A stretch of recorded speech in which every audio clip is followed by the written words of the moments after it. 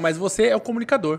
Você sabe a importância de saber a maneira certa de falar alguma coisa, né? E o Bolsonaro estava cheio de assessor e não ouviu ninguém. Não ouviu ninguém. E com um monte de jornalista contra ele, pessoas que sabem falar, que são formadoras de opinião. Por isso que eu falo que algumas coisas eu me decepcionei. Que eu não imaginava que alguns colegas meus fossem fazer isso. Por exemplo, vou dar um exemplo polêmico agora, tá, Gi? Vou entrar em polêmica, porque o Anderson falou que entraria. Sim. Eu te falei já isso em off várias vezes, que quando eu te conheci na televisão e eu gostei do seu estilo diferente, né? E que eu, com todo o respeito que eu tenho a Centro América, nunca mais teve igual, né?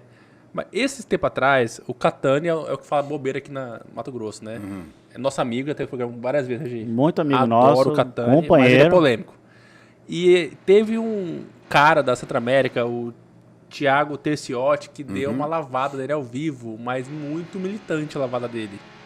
Eu não gostei dessa lavada dele. Quando eu vi aquilo, cara, eu falei, cara, isso não é jornalismo. E eu falo porque eu já vi você dando opinião, mas você consegue separar opinião de jornalismo. Você consegue dar o fato e depois, né, dar o toque. Ele não, ele começa o quadro, fala assim, Catarina, eu vou te explicar, você não sabe o que é isso, você não sabe o que é aquilo. Ele deu uma militada ali. Você pode ter certeza que a chefia de jornalismo puxou a orelha dele. Bolsa. O Thiago é um garoto, está aprendendo, está começando. Eu lá atrás já devo ter feito isso também.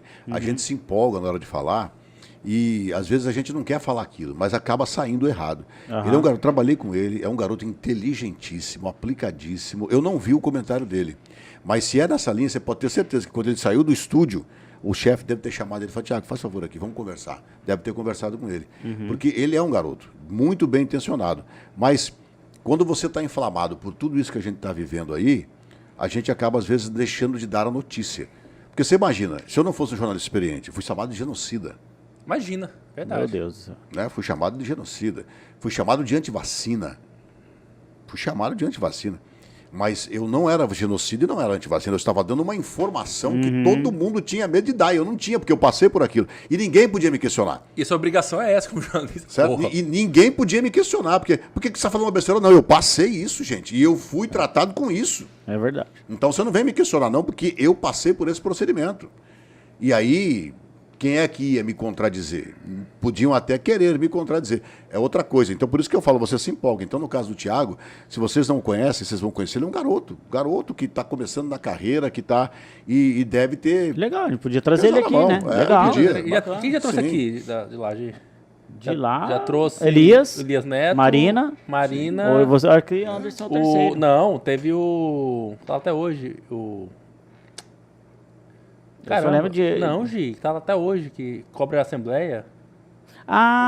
Buzz Lightyear. O Gonzaga. O Buzz Lightyear. Ó, eu falo isso do Thiago pelo seguinte, todos eram da minha equipe do MT1. Leandro Trindade era um dos repórteres, o Thiago Terciotti era outro dos repórteres do MT1. Todos compunham a equipe que trabalhavam comigo no MT1. Mas esse tipo de insert que o Thiago fez não tá pautado, então? É da cabeça dele? Vocês têm essa liberdade lá? Não, às vezes até está pautado. Mas é aquilo que a gente fala sempre, não tem uma vírgula que você muda e dá um outro sentido, dá um outro significado. Ninguém olha isso. As pessoas só olham o que você falou. Mas ninguém imagina assim, pô, esse cara pode ter, né, dado uma... Eu, de vez em quando, hoje, ainda dou umas escorregadas aí, né? Cara, porque assim, o que eu falaria pro Thiago, né, o Catani é nosso amigo, como eu falei. Quer dizer, eu não sei se estava pautado, tá? Eu tô dizendo que pode ser até, né, de lá. Pode ser até que... Cara... O Catani, esse tipo de comentário que ele fez, ainda mais vindo da Globo, é tudo que o Catani quer. Tem que entender que, assim, quando ele faz um comentário desse, ele tá ajudando o Catani. Porque o público, o leitor do Catani é aquele anti-Globo, Globo lixo. É por isso que eu não comentei. Militância disso. Porque a fala do Catani não precisava de comentário. É isso. Perfeito, exato. Ele botou lenha na fogueira. O Catani pega um corte daquele e publica... A militância deles, os votos deles só aumentam. Globo lixo, isso. Tá vendo a única coisa que eu falei, Catani, não te conheço, não tenho nada contra você pessoalmente, mas, cara, você foi infeliz aí nesse comentário, pô. Vai devagar. Perfeito. Não precisa falar mais nada. Você sabe que o Catani, ele é acho que é o único político, acho que todos já vieram aqui, né, Gi? Sim. Do estado de Mato Grosso, Anderson, nós já tivemos aqui o governador de estado, senadores. Todo mundo, cara. A Assembleia inteira. De esquerda, de direita, porra, imaginar, cara. A presidente do Tribunal de Justiça, sabe, sentou aqui. Então, assim, cara, uma infinidade de galera E o Catani é o que tem maturidade de quando às vezes a gente tem que ser um pouquinho mais ácido no site, por exemplo. Catani, tem essa matéria aí, você quer falar alguma coisa? Quero falar nada, moçada. Pode postar aí. Cara, o Catani é um... E ele vai DG, vai lá, moçada. Eu liguei pra ele, de teste, eu ligo, faço chamada de vídeo com ele. Ele atende 100% das vezes. Já me atendeu na rede, almoçando, dentro do plenário me atendeu de vídeo, trabalhando, na roça, ele atende, cara, 100%.